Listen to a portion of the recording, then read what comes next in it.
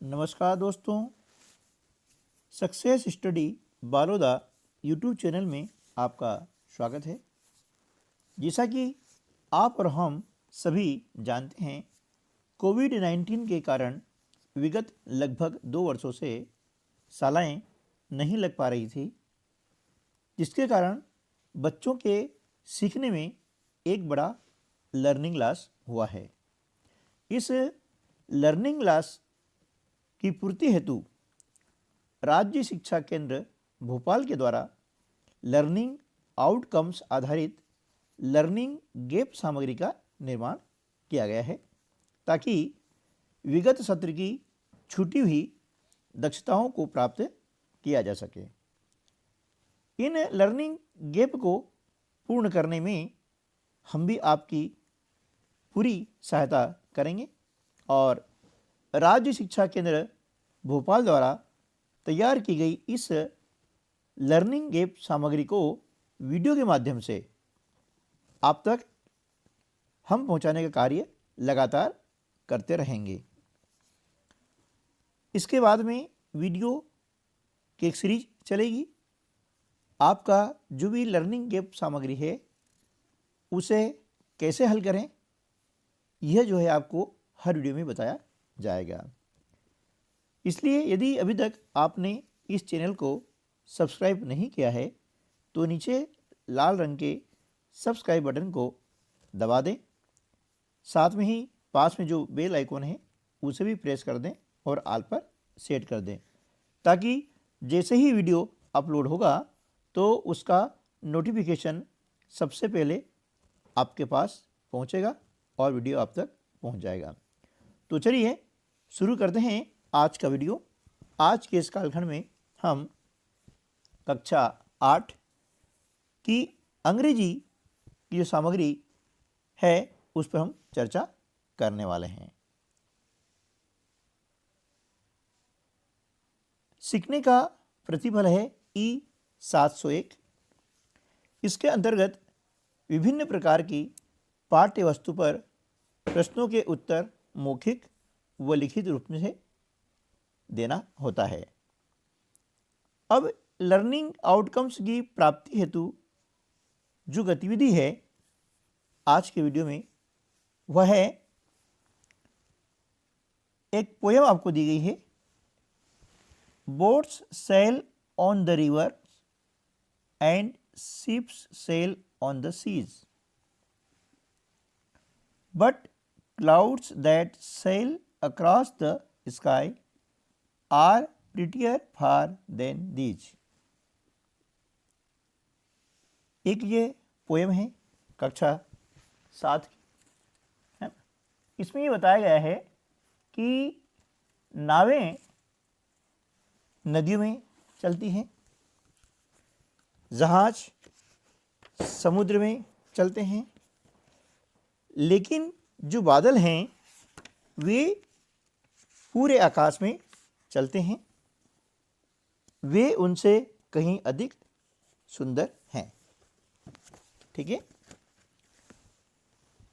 Next है, there are bridges on the rivers as pretty as you please, but the bow that bridges heaven and overtops the trees and build a road from earth to sky is prettier far than these। नदियों पर पुल होते हैं, है ना। Bridge यानी पुल और bridges यानी एक से अधिक पुल, है ना।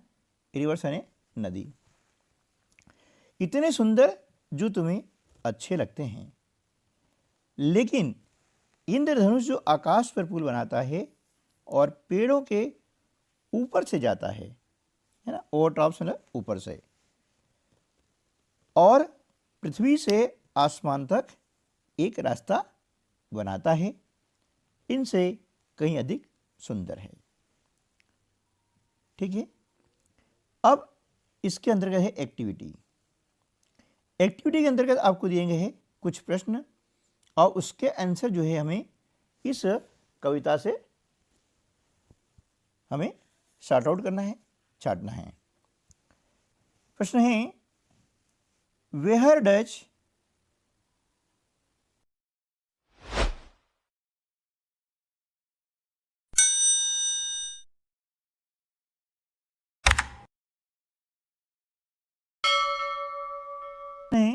Where does the boat sail, यानी नाव कहाँ चलती है। तो इसका आंसर आप देख रहे हैं कि यहाँ पर पोएम में पहली जो पंक्ति है इसमें है boats sail on the rivers. तो हमने क्या किया कि यहाँ पर इसका आंसर लिख दिया है ना, boats sail on the river. ठीक है, ये आप देख रहे हैं। अगला जो क्वेश्चन है वो ये है, what do you think the poem is about.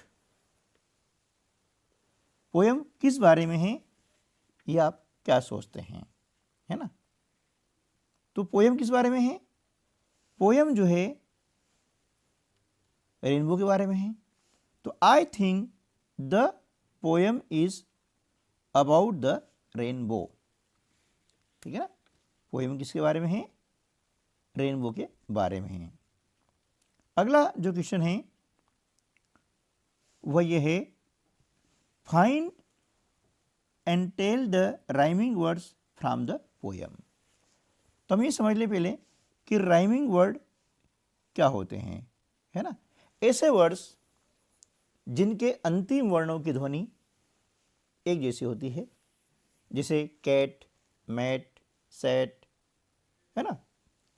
इस प्रकार के जो वर्ड्स होते हैं वे कहलाते हैं राइमिंग वर्ड्स, यानी सिमिलियर साउंडिंग वर्ड्स, समान ध्वनि वाले शब्द, जिन्हें हिंदी में हम तुकांत भी कहते हैं। तो यहाँ पर जो राइमिंग वर्ड्स हैं हमें पोएम में से शॉर्ट आउट करना है, छांटना है कि कौन कौन से हैं। तो हम देख रहे हैं कि यहाँ पर सीज, दीज, प्लीज, ट्रीज, है ना, ये हो गए आपके राइमिंग वर्ड्स। ठीक है, चलिए नेक्स्ट चलते हैं। Activity number 2। इस एक्टिविटी के अंतर्गत आपको पुनः एक पोएम दी गई है, उसे आपको ध्यानपूर्वक पढ़ना है और फिर उन पर आधारित प्रश्नों के उत्तर देने हैं। ठीक है, तो चलिए इसको हम पढ़ लेते हैं। Down in the south the days are fine, when January comes around, but up in the north and in the hills and so forth, January's Lohri time. ठीक है, उसके बाद में है अगला स्टेंजा है, we gather up all twigs and leaves and wood of any sort, soon we have a great big pile, and in just a little while the flame will leap up high, leap right into the sky। ठीक है, ये हमने poem को पढ़ा। अब इस poem को पढ़ने के बाद में नीचे आपको कुछ दिए गए हैं प्रश्न, है ना। इस प्रकार से कहा यह गया है कि ऊपर की जो लाइनें हैं उनको ध्यानपूर्वक पढ़ें और निम्नलिखित शब्दों के राइमिंग वर्ड्स उपरोक्त लाइनों में से ढूंढ करके उनके सामने लिखेंगे। तो राइमिंग वर्ड्स क्या होते हैं अभी हमने जाना है कि similar sounding words are called rhyming words. समान ध्वनि वाले शब्द को हम राइमिंग वर्ड्स कहते हैं, है ना। लयात्मक शब्द भी कहते हैं हिंदी में, और तुकांत शब्द भी कहा जाता है, जिनके अंतिम वर्णों की ध्वनि एक जैसी होती है, समान होती है। तो जैसे आप देख रहे हैं कि माउथ, इसका राइमिंग वर्ड्स हो गया है साउथ। लाइन इसका फाइन। अब यह फाइल दिया है, ये फाइल नहीं था, एक्चुअली ये पाइल है, पाइल का हो जाएगा while. Good, wood, leather, gather, blame, flame, है ना, ये आपके हो गए राइमिंग वर्ड्स। ठीक है, ये आपको अपनी जो है अभ्यास पुस्तिका है उसमें लिख लेने हैं। चलिए नेक्स्ट चलते हैं, एक्टिविटी नंबर 3, है ना। अब इस एक्टिविटी में आपको क्या करना है कि उपरोक्त जो लाइनें दी गई हैं उन लाइनों को ध्यानपूर्वक पढ़ना है, डाउन से लगा करके इस काय तक की, ठीक है ना। और नीचे दी गई लाइंस में सही उत्तर को आपको क्या करना है, टिक करना है, ठीक है ना। सही उत्तर को क्या करना है, टिक करना है। कैसे, देखिए पहला जो सेंटेंस है वह है down in the north oblique south, यानी यहाँ पर दो दिए गए हैं, नॉर्थ और साउथ, दो में से एक का आपको चयन करना है, सही उत्तर पर टिक करना है। तो अभी हमने देखा कि जो ऊपर लाइन गई है उसमें हमने पढ़ा है कि डाउन इन द साउथ, तो ये आपका सही उत्तर हो जाएगा, कौन सा, साउथ, ये नॉर्थ सही नहीं है, ठीक है ना। सेकंड है सुन we have a big pile, है ना, बिग पाइल, तो यहाँ ये बिग पाइल जो है आपका ये सही उत्तर हो जाएगा, ठीक है ना। थर्ड में है द फ्लेम, है ना, the flame will lip up oblique down high, तो इसमें से सही क्या हो जाएगा, लिप अप हाई, है ना, ये डाउन सही नहीं है, लिप अप उसके बाद में आएगा हाई, है ना, ये डाउन नहीं आएगा, okay. The flame will lip up high, तो लिप अप पे आपको राइट का निशान लगाना है, ठीक है ना। उसके बाद में जनवरी इज, अब यहाँ दो हैं लोहरी या दिवाली, है ना, टाइम, तो जनवरी जो टाइम है वो क्या है, लोहरी टाइम है, तो ये लोहरी जो आपका सही आंसर हो जाएगा, ठीक है। चलिए एक्टिविटी नंबर 4, अब एक्टिविटी में क्या करना है, अगली जो एक्टिविटी है 4 नंबर की, उसमें एक दिया गया है पैसेज, उस पैसेज को ध्यानपूर्वक पढ़ना है और उस पर आधारित प्रश्नों के उत्तर निर्धारित स्थान पर लिखने हैं, नीचे आपको दिया गया है। तो चलिए हम पढ़ लेते हैं। Once upon a time there lived a horse trainer in Bhopal who worked for the nawab of Bhopal, है ना। एक समय की बात है कि भोपाल में एक हॉर्स ट्रेनर रहता था। हॉर्स ट्रेनर ने घोड़े को ट्रेन करने वाला जो होता था उसको बोलते हैं हॉर्स ट्रेनर, ठीक है ना, जो भोपाल के नवाब के लिए कार्य करता था, ठीक है ना। His name was Bhola and his wife's name was Shanti, उसका नाम भोला था और उसकी पत्नी का नाम शांति था, ठीक है ना। When Bhola retired the nawab gave him a colt and some money, जब भोला रिटायर्ड हुआ तो नवाब ने उसे घोड़े का एक बच्चा और कुछ धन दिया, है ना, हीरे जवाहरात वगैरह उसको दिया। When the colt grew up to be a horse, they felt that it ate a lot of fodder. जब वह घोड़े का बच्चा बड़ा होकर के घोड़ा बना तब उन्होंने अनुभव किया कि यह तो बहुत ज़्यादा चारा खाता है ना। So Shanti and Bhola decided to exchange it for something else, इसलिए शांति और भोला ने यह निर्णय किया कि इसे किसी के बदले में एक्सचेंज कर देना चाहिए, यानी इसको एक्सचेंज करने का जो हमने डिसीजन लिया, ठीक है। ये हमने एक पैसेज पढ़ा है। अब इस पैसेज के आधार पर नीचे आपको दिए गए हैं प्रश्न, पहला प्रश्न है हु वाज भोला। भोला कौन था? हम देख रहे हैं कि भोला क्या था? एक हॉर्स ट्रेनर था। तो हमने यहाँ पर आंसर लिखा है कि भोला वाज अ हॉर्स ट्रेनर। ठीक है ना, भोला कौन था? हॉर्स ट्रेनर था, घोड़े को ट्रेंड करने वाला, सिखाने वाला। ठीक है ना, चलिए नेक्स्ट चलते हैं। नेक्स्ट क्वेश्चन है what did the nawab give Bhola when he retired. जब भोला रिटायर्ड हुआ यानी सेवानिवृत्त हुआ तो नवाब ने उसे क्या दिया? ठीक है ना, तो हम देखा कि जब भोला रिटायर्ड हुआ तो नवाब ने उसे क्या दिया था? घोड़े का एक बच्चा और कुछ धन दौलत यानी मनी यानी हीरे जवाहरात वगैरह, है ना, कि उस समय पैसा तो था नहीं। तो यहाँ पर आंसर हो जाएगा the nawab give him a colt and some money when he retired. ये हमने यहाँ पर लिख दिया है।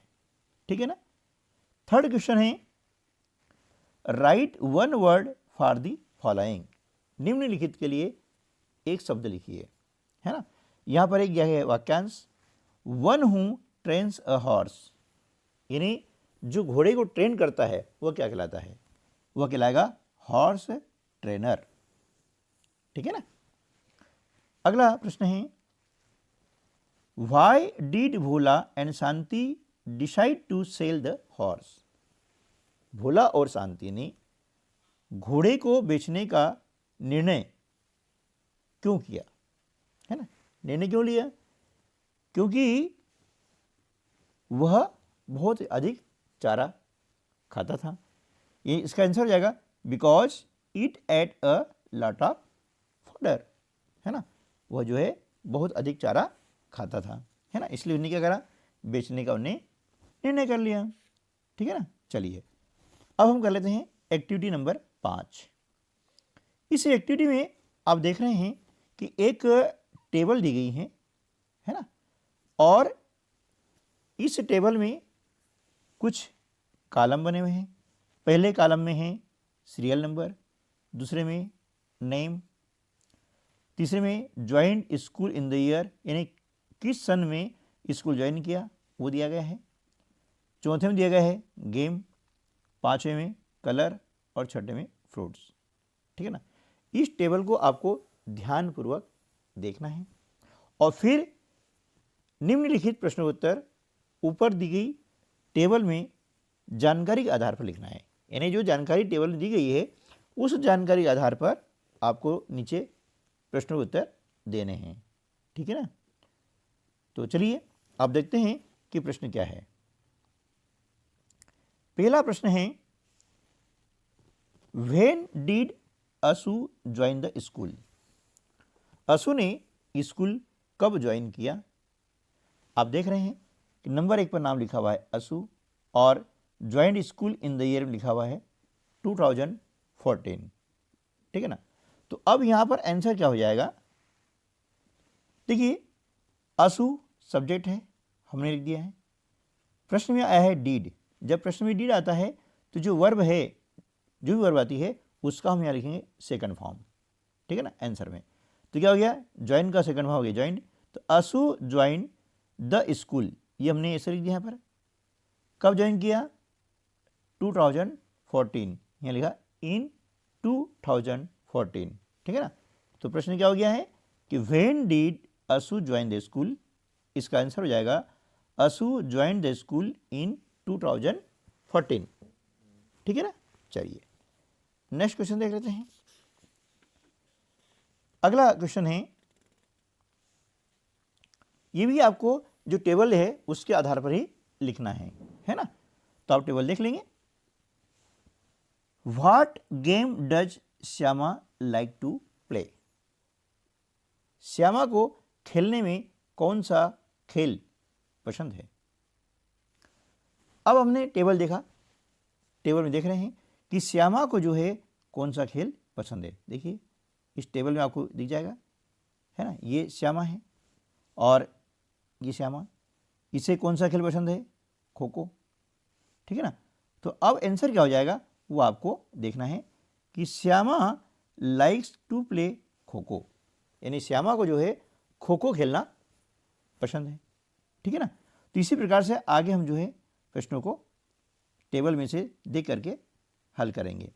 थर्ड क्वेश्चन है what colour does Asma like, Asma को कौन सा कलर पसंद है।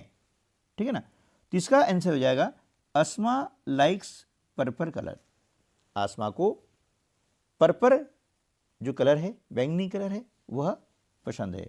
पर्पल यानी बैंगनी कलर होता है। ठीक है ना। चलिए नेक्स्ट क्वेश्चन है how many games are mentioned in the table, table में कितने गेम्स को जो है दिखाया गया है, प्रदर्शित किया गया है। ठीक है ना। तो हम देख रहे हैं कि टेबल में 5 जो गेम्स हैं उनको प्रदर्शित किया गया है।